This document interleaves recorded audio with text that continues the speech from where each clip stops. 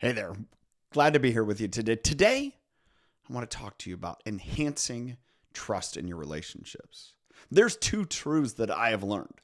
The first one is someone at some point is going to break trust with you. It's a given. It is just accept it's a truth. So if you start at a level 10 with people, this is the second truth. You start at a level 10, meaning I'm going to extend trust to everyone. Why?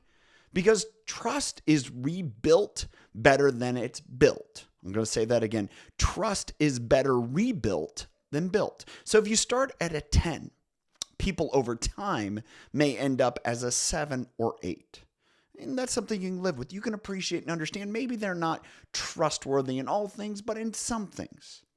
That's people.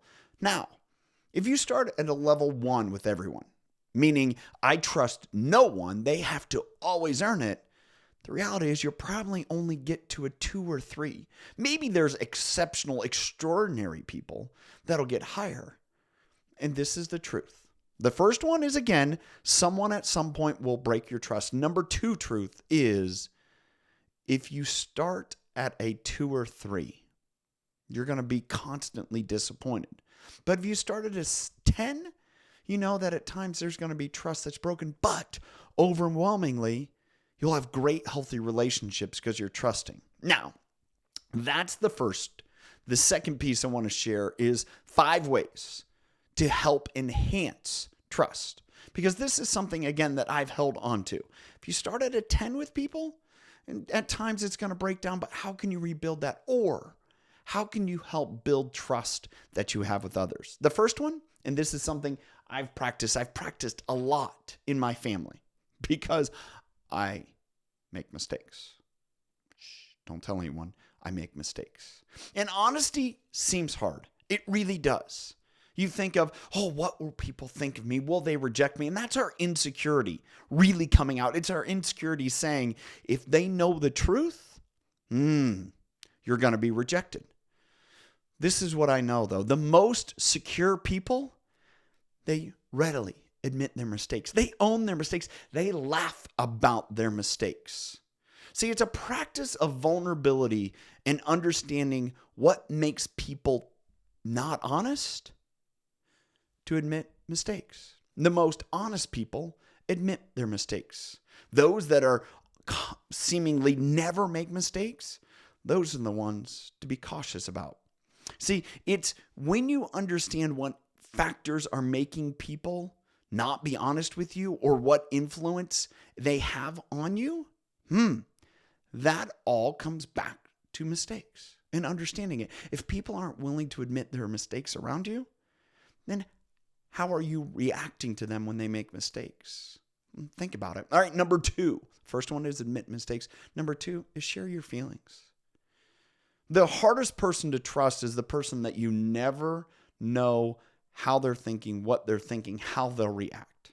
It's almost like, a face that is paralyzed. It's like, I'm never really sure how to react around this person. Now, sometimes that can be a big dramatic situation, and yet they're calm, cool, and collected. Or at the same point, you're never sure how they're going to react to you, so you're not sure if you want to be honest. Have control over your emotions, yes, but be willing to share when you're hurt. When all of a sudden what someone did hurt you, because then they can start to react to it. At the same, hiding behind barriers only makes you more aloof, thinking, I guess I can't trust them because I don't know what they're really thinking. And it also hampers connection. If we can't read body language from other people, can't understand how it affects or they react to it, it's really hard to build a connection. Number 2 is be consistent. Well, people build trust based upon your consistency. I talked about credibility in some previous videos and how credibility comes through consistent communication. Well, at the same point, as you're consistent in how you act and react, people start to build trust in you. Their connection to you enhances. See, trust comes from credibility, and credibility comes from authentic consistency. Do we say what we do and we do what we say? That consistency builds and enhances trust. Number 4 here that I want to share with you is skip the sarcasm.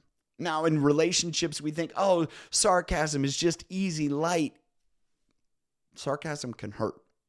See, when people don't feel trusted or when they feel on shaky ground, that sarcasm isn't laughable.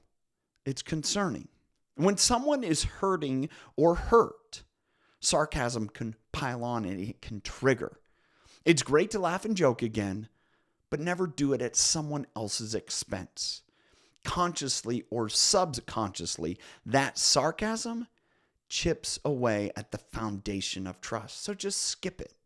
Realize, you know what? What's most important is for me to be honest, authentic, and admit my mistakes and consistently show up.